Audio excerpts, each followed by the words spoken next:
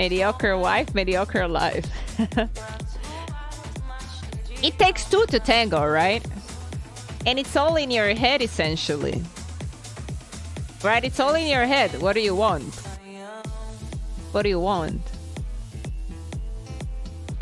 But you also have to take into consideration there's this other person and they want something as well. And as long as you find someone who walks next to you, you know, it's fine.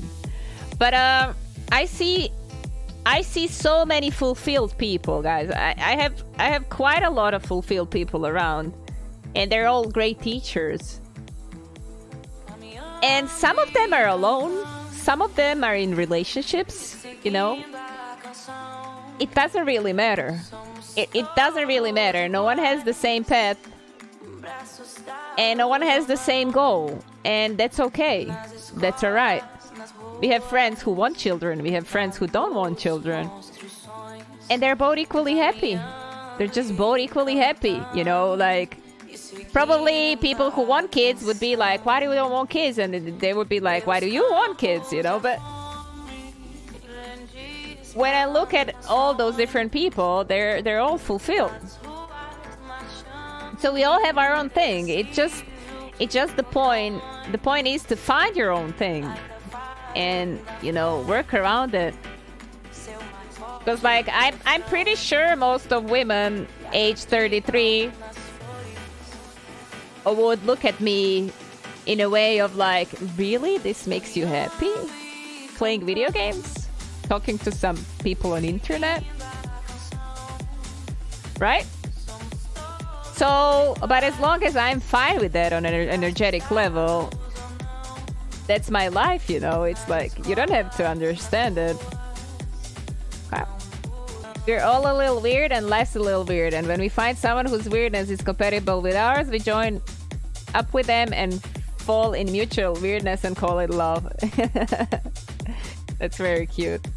So yeah, you know, everybody has their own thing. And, you know, guys, what I found working the best for me is not looking at others at all. Like whenever and it constantly repeats in life, it constantly happens that you kind of like at some point compare yourself to someone else somehow for some reason. Whenever I try to compare myself to anyone, I get on that path of depression. I'm like, but like, I guess I'm already experienced enough to recognize it, and I'm like, hell no, backwards, wrong road. No, like, don't compare yourself to anyone. Like, no one is the same.